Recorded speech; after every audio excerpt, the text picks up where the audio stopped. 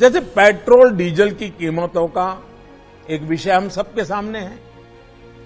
देशवासियों पर petrol diesel की बढ़ती कीमत का बोझ कम करने के लिए केंद्र सरकार ने एक्साइज ड्यूटी में कमी की थी। पिछले नवंबर महीने में कम की थी। केंद्र सरकार ने राज्यों से भी आग्रह किया था कि वो अपने यहां टैक्स कम करें और ये बेनिफिट नागरिकों को ट्रांसफर करें।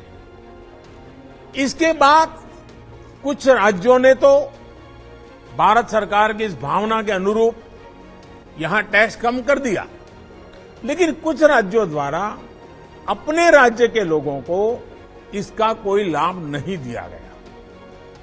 इस वजह से पेट्रोल डीजल की कीमतें इन राज्यों में अब भी दूसरों के मुकाबले कहीं ज्यादा है।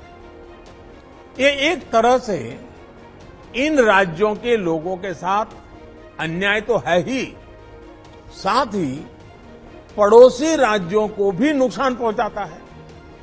स्वाभाविक है कि जो राज्य टैक्स में कटौती करते हैं उन्हें राजस्व की हानि होती है। जैसे अगर कर्नाटका ने टैक्स में कटौती नहीं की होती तो उसे इन 6 महीनों में 5,000 करोड़ रुपए से ज्यादा का राजस्व मिलता। गुजरात ने भी टैक्स कम नहीं किया होता तो उसे भी 3,500-4 हजार करोड़ रुपए से ज्यादा का राजस्व और मिलता। लेकिन ऐसे कुछ राज्यों ने अपने नागरिकों की भलाई के लिए, अपने नागरिकों को तकलीफ न हो इसलिए अपने वेट में, टैक्स में कमी की पॉजिटिव कदम उठाए। वहीं गुजरात और कर्नाटक के पड़ोसी राज्यों ने टैक्स में कमी न करके इन 6 महीनों में 3,500 करोड़ रुपए से लेकर के 5-5.5 हजार करोड़ रुपए तक अतिरिक्त राजस्व कमा लिया। जैसा हम जानते हैं कि पिछले साल नवंबर महीने में वैट कम करने की बात की थी, सबको मैंने प्रार्थना की थी, लेकिन कई राज्य, मैं यहां किसी की आलोचना नहीं कर रहा हूं, मैं सिर्फ आपसे प्रार्थना कर रहा हूं, आपके राज्य के नागरिकों की भलाई के लिए प्रार्थना कर रहा हूं। अब जैसे उस समय 6 महीने पहले कुछ राज्यों ने बात को माना, कुछ राज्यों ने नहीं माना।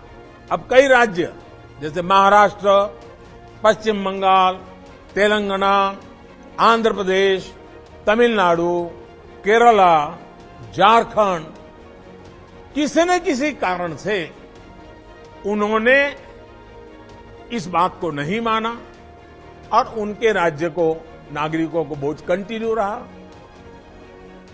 मैं इस बात में नहीं जाऊंगा कि इस दौरान इन राज्यों ने कितना रेवेन्यू कमाया, लेकिन अब आपसे मेरी प्रार्थना है कि देश हित में आप पिछले नवंबर में जो करना था, 6 महीने डिले हो चुका है, अब भी आप अपने राज्य के नागरिकों को वैट कम करके इसका बेनिफिट पहुंचाइए।